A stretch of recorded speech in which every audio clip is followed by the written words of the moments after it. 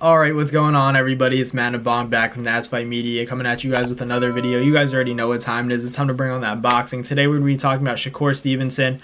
Going to be making his lightweight debut very soon. Obviously missed weight, by a lot, you could say, for his 130-pound fight, it was a little while back already, but he's going to be making his debut at 135. We expect him to look really good.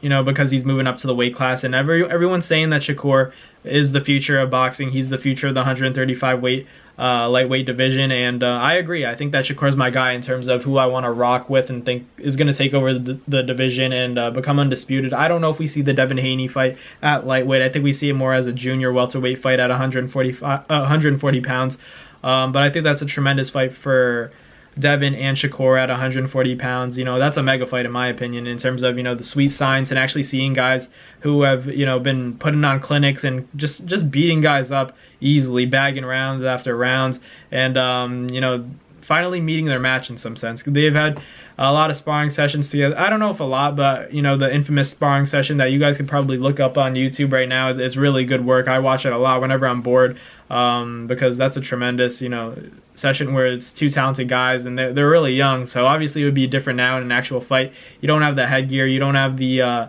heavier gloves, and Devin and Shakur is a big fight, but also Ryan Garcia and Tank are fighting April 22nd in Las Vegas, Nevada. That's probably the biggest fight of the year in terms of eyeballs and anticipation. So the thing about Shakur is, and it kind of makes an interesting argument and topic for discussion, is that Shakur could really go two ways. He could go in the direction of, get the most money, get the biggest bag, and fight the winner of Tank and Ryan, more marketable fight. Or do you go the route where Devin Haney, assuming Devin Haney beats Loma, you fight Devin? So that's the two routes that I see for Shakur.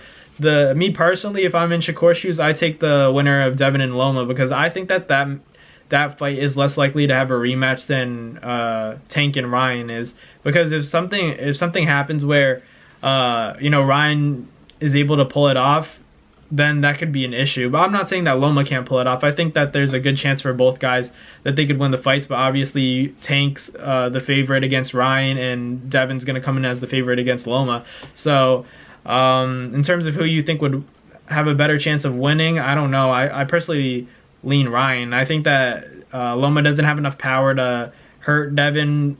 It's tough because he got hurt by Linares, though. And Linares is no Loma.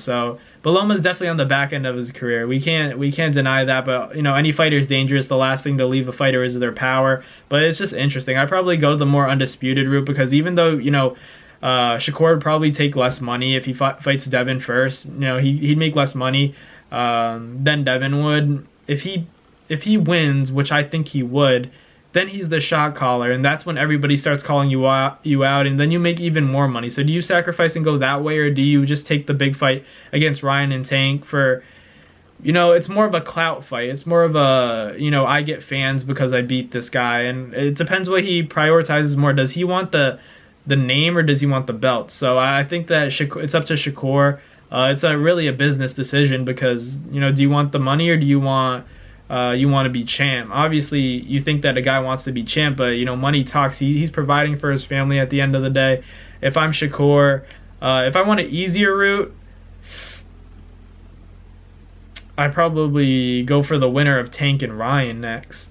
The thing is that fight brings Shakur to a big level of superstardom right away, as opposed to becoming undisputed and beating Devin is obviously a big accomplishment to the people that know boxing, but outside of that, nobody really knows who you are. Does anybody really know Devin outside of the boxing world? Not really, but a lot of people know Tank and Ryan. So you beat those guys, then you're kind of in the conversation. That's the guy that beat Ryan, that's the guy that beat Tank. So there's pros and cons for both sides, to be honest with you guys. I personally, I fight, if I'm Shakur, I'm changing my decision. I'm going to say that I'm going to fight the winner of Tank and Ryan, and then, I'll train, get ready, and then potentially, fight Devin at 140, because I think that Devin's going to move up soon.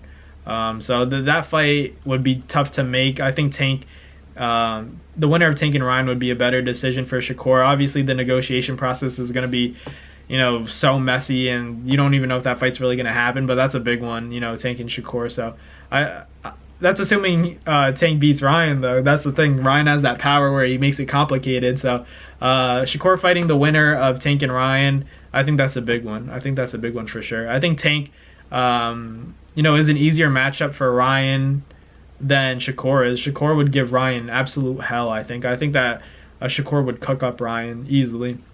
But that's just me. But let me know in the comments what you guys think. Do you guys think that Shakur Stevenson should go for the path of, lightweight supremacy, or do you go to, the more fan-friendly and, marketing and money grab where it's the winner of Ryan and Tank? So let me know in the comments what you guys think Shakur should do, and I'll catch you guys next time. Thank you guys for watching. That's going to do it for today's video.